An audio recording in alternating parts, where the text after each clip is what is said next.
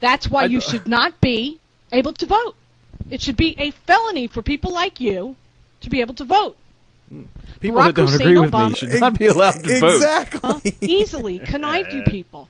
Like I said, it took Hitler 20 years of saying, yes, we can, but the Germans weren't as stupid as you all, okay?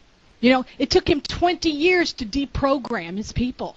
It only took Barack Hussein a couple months just to say, yes, we can. He never said, yes, we can. He said, oh, my God. There are real people like that, John. That is scary. And there's the other ones that are just as bad on the other side that are walking around with their nuts in the air. Oh, he's just going to solve everything. I know. You know, yesterday Tom Barack Obama snapped his finger and my mother's cancer was cured. Right. Jesus. Like he's a faith healer or something. It's so ridiculous. I mean, people, come on, get a grip. You know, oh, my God, he's going to take away our guns. Well, you know, that's what they said about Clinton. And in 8 years, he never touched your guns. By the way, abortion issue? This abortion issue. Bush has been president for 8 years. Abortion's still legal, folks. Yeah, it's not going anywhere. My God, these people are they're just sheep. They listen to all these stupid commercials, these attack ads. They believe everything they hear on that idiot box. It's unbelievable. You know what? Change is never drastic. No. Unless something happens like a couple of buildings get knocked over. But you know what? Change is never drastic, and it really doesn't happen all that much. Barack Obama's not going to take your guns away. He's going to be too busy installing a basketball court in the White House. Which he should do. I mean, you know, Richard Nixon had a bowling alley. He's getting rid of the bowling alley. He's putting in the Really? Is he getting rid of the bowling alley? I don't think he's getting rid of it, but I think he is putting a basketball court in. That's all right. Hey, man, that's right. Got to play some ball. Why not? Hey, listen to this. John, security guards at Ralph Wilson Stadium in Orchard Park, New York, home of the Buffalo Bills, responded to a reported disturbance in a ladies' restroom on Sunday. Oh, no. The disturbance turned out to be a couple having sex. Oh, no. 29-year-old Alicia Veneman and her boyfriend, 31-year-old Jeremy Kemper, were getting it on in the women's John across from Section 336. I don't know why they call these things Johns. It's always kind of boring. I don't know either. John. I like people to piss on me, but I mean, really. Oh, God. I bet this chick would be into that. Alicia was charged with disorderly conduct, and Jeremy was charged with trespassing and resisting arrest. What, he tried to run away? His ding-dongs flinging around? I find this unbelievable, Tom. What's that? I find it's absolutely unbelievable. The Bills are playing well. What the hell have they been watching? Oh, yes.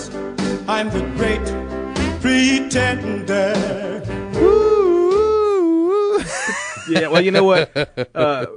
Our buddy Brian wrote in today. Actually wrote in Saturday afternoon right around, 6:30. The game must have just ended. Cue your beloved Pretender song in tribute to your Nittany Lions flushing their national title hopes down the drain. Oh, yes. I'm the great pretender. Wow, wow. You guys all laughed at Well, nothing but schlemiels.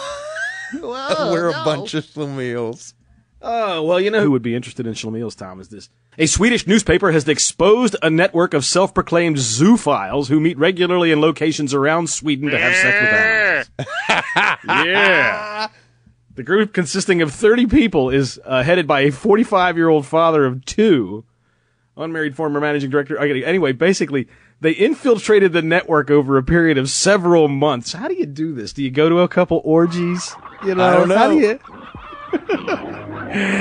Hey, come on and join in there, Sven. Hey, the pigs are hot today. What's the chick doing taking notes, eh?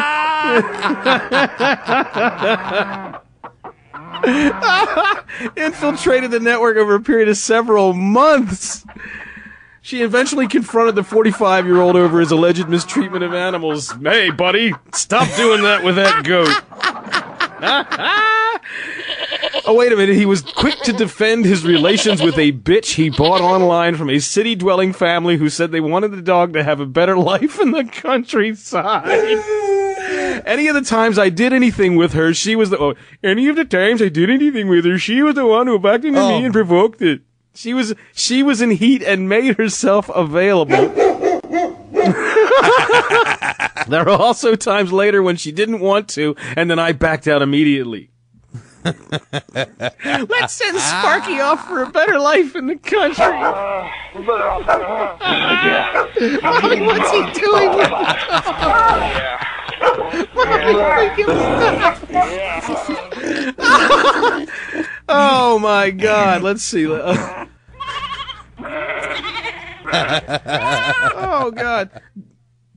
During the time spent with members of the network, this writer found out that the group regularly brought along a range of different animals to have sex meetings at rented premises. They filmed them and distributed them to other animal sex enthusiasts. Oh,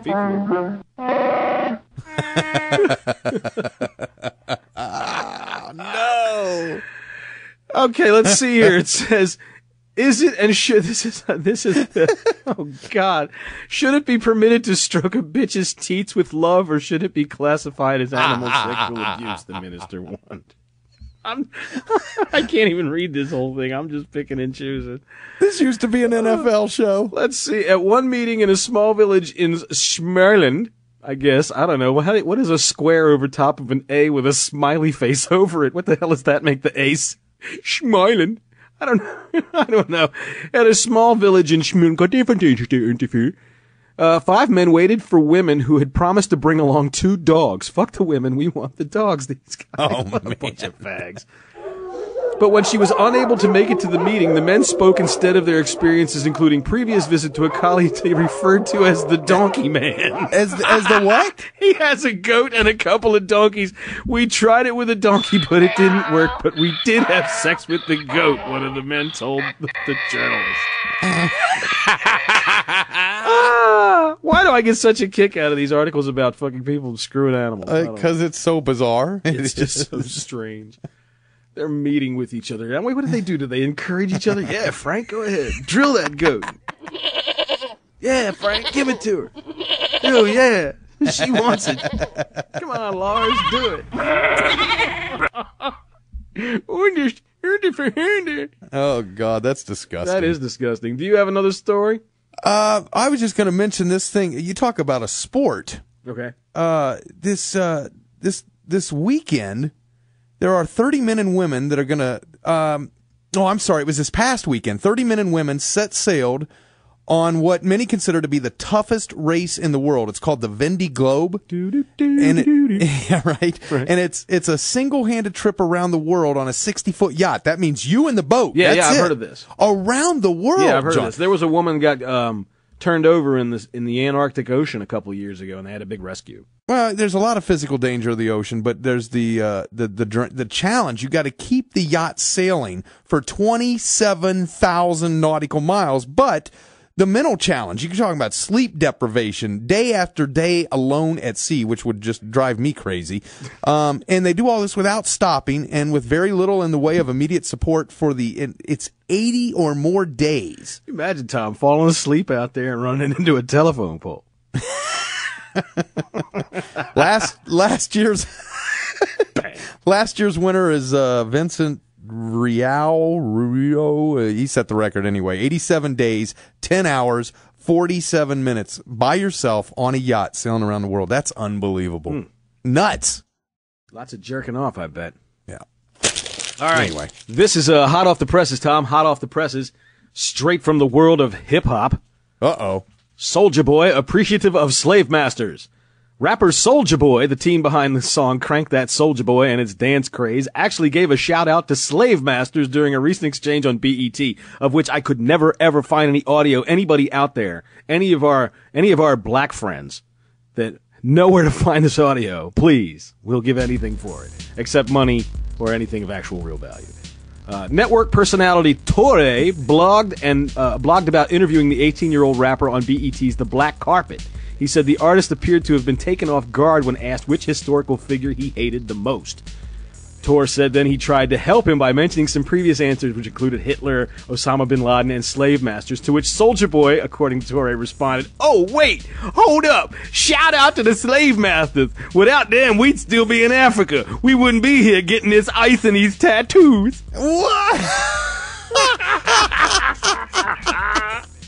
Yo, man. Thank you, yo, for bringing my ancestors here and disrupting everything in my history and all of my family and everything. I got me some rings, yo. Oh, my God. got the big tattoo that say Soulja Boy. I'm gonna look stupid when I'm 70. So he's glad that our ancestors, the assholes that they were, went over and yanked them out of their own country. Well, as usual, the hip hop community's got their priorities right in line there, right?